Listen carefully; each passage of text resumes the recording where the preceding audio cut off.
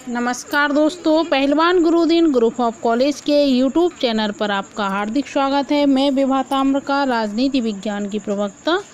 यदि आपने हमारा चैनल अब तक सब्सक्राइब ना किया हो तो प्लीज़ सब्सक्राइब करें, लाइक शेयर कमेंट्स ज़रूर करें और बेल आइकन बटन अवश्य दबाएं, जिससे हमारी सारी नोटिफिकेशन आपके पास सबसे पहले पहुँचे।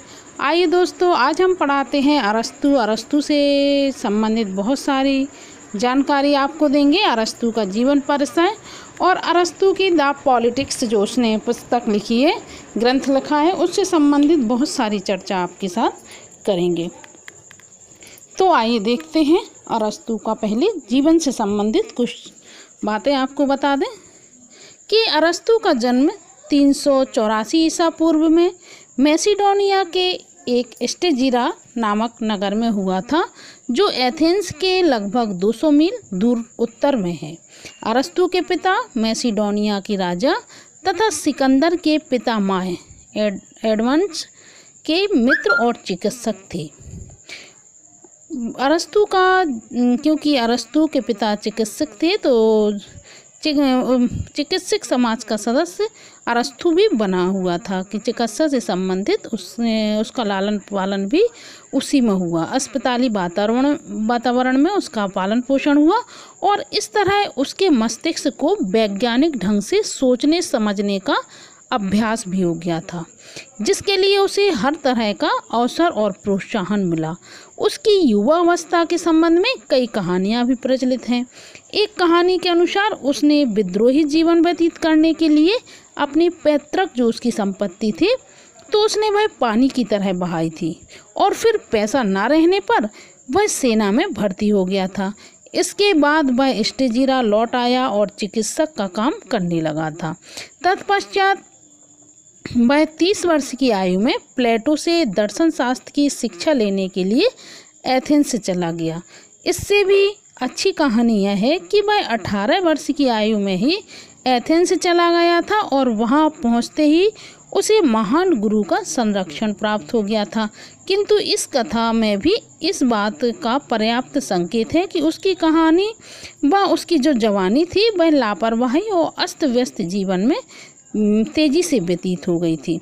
हम दोनों कथाओं में देखते हैं कि हमारा यह दार्शनिक अंत में प्लेटो के विद्या मंदिर में ही आकर आश्रय ग्रहण करने लगा था। तो ये प्लेटो से संबंधित था। प्लेटो उसका गुरु था और प्लेटो ने उसको प्लेटो ने वहाँ से आकर इस नए शिष्य को देखा तो वह इससे इतना प्रभावित हुआ था कि अरस्तु को अकादमी का मस्तिष्क कहा। प्लेटो की मृत्यु के बाद अकादमी की अध्यक्षता एक साधारण व्यक्ति को दी गई तो अरस्तु ने उसे छोड़ दिया और लीकियम के मंदिर में अपनी अलग अध्ययनशाला स्थापित की। सिकंदर अरस्तु का शिष्य था और किसी कारणवश सिकंदर ने अपने गुरु को मृत्युदंड का आदेश दिया था, लेकिन ऐसे कठोर दंड से बचने के लिए उसने अपना नगर यह कहकर छोड़ दिया था कि कहीं उसके देशवासी दर्शन के विरुद्ध दूसरा पाप न करें। 322 ईस्वी में उसका निधन हो गया था और 323 ईस्वी में सिकंदर की मृत्यु के बाद मैसिडोनिया के शासन के खिलाफ जन आक्रोश उठा था। अरस्तु ने सिकंदर को पढ़ाया था, वह भी इस आक्रोश का शिकार हुआ था, क्योंकि प्लेटो का गुरु सुकरात था और अरस्तु का गुरु प्लेटो था और सिकंदर का गुरु अरस्तु था। और किसी कारणवश सिकंदर ने प्लेटो को मृत्युदंड दिया था। उस पर बहुत बाद में आक्रोश पैदा हुआ था। तो और हम उसकी जो रचनाएं हैं उसकी अरस्तु की, उनसे संबंधित चर्चा करते हैं कि अरस्तु की रचनाएं इस बात का प्रमाण है कि उसकी प्रतिभा बहुमुखी थी। अपने समय में लगभग सभी विषयों पर अरस्तु के वाक्य अंतिम वाक्य थे। वास्तव में उसने सारा जीवन सरस्वती की साधना में समर्पित कर दिया था। विभिन्न विषयों पर उसके प्रमुख ग्रंथ निम्नलिखित हैं। उसने एक राजनीति पर लिखा, साहित्य पर भी एक ग्रंथ लिखा, तर्कशास्त्र व दर्शन पर भी लिखा और भौतिक विज्ञान तथा अन्य ग्रंथ और शरीर विज्ञान तथा 10 अन्य ग्रंथ इस पर लिखे। तो ये सारे ग्रंथ लिखे लेकिन उसकी सबसे ज़्यादा प्रसिद्ध ग्रंथ है द पॉलिटिक्स। इसके बारे में हम बताएंगे। द पॉलिटिक्स के विषय में अनेक विरोधी भावनाएं और विचार विद्वान हैं। एक ओर जेलर्स और फास्टर जैसे विद्वान हैं, तो दूसरी ओर विरोधी विचार प्रकट करने वाले टेलर तथा जैसे लेखक हैं। जेलर के अनुसार अरस्तु की पॉलिटिक्स प्राचीन काल में हमें प्राप्त होने वाली सर्वाधिक मूल्यवान निधि है तथा राजनीति विज्ञान के क्षेत्र में हमें प्राप्त होने वाला महानतम योगदान है। फास्टर का कहना है कि यदि यूनानी राजनीति के दर्शन का सर्वोत्कृष्ट प्रतिनिधित्व करने वाला कोई ग्रंथ हो सकता है तो वह यही है। तो उसकी पॉलिटिक्स पर उसने ज़्यादा प्रोत्साहन उसको मिला है और पॉलिटिक्स उसका सबसे बढ़िया ग्रंथ है। इस मत के सर्वथा विपरीत विचार N.E. टेलर का है कि उसके अनुसार पॉलिटिक्स के अतिरिक्त अरस्तु का कोई दूसरा ग्रंथ एक बहुमुखी विषय की विवेचना में इतना साधारण कोटि का नहीं रहा तथा सत्य यह है कि सामाजिक विषयों में उसकी अभिरुचि तीक्ष्ण नहीं थी।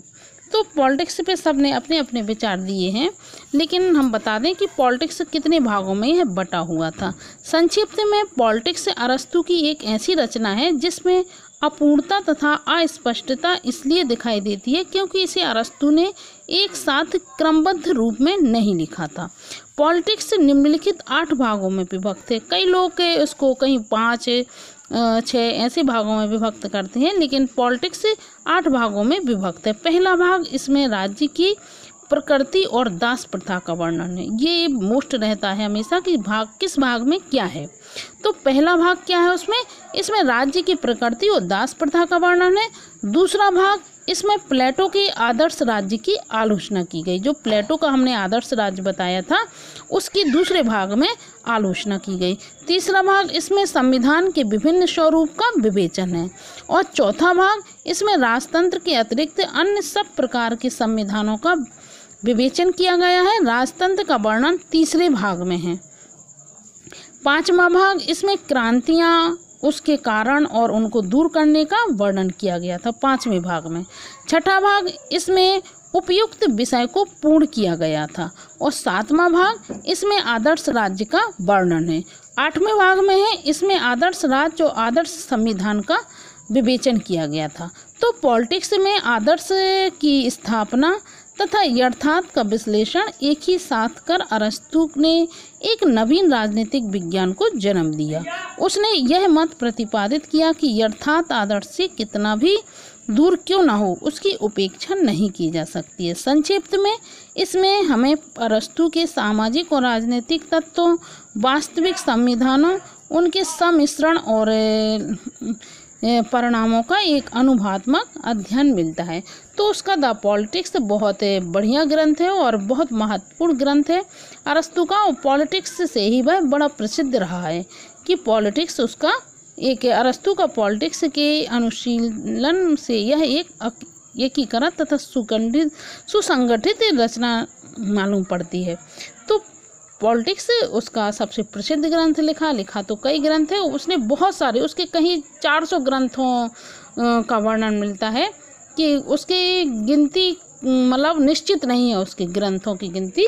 तो उसने पूरी लाइफ अपनी किताबी जीवन में निकाल दी थी और ग्रंथ लिखने में पूरा लाइफ रहा उसका। आगे हम बहुत सारी बातें करेंगे अरस्तु के बारे में। धन्यवाद।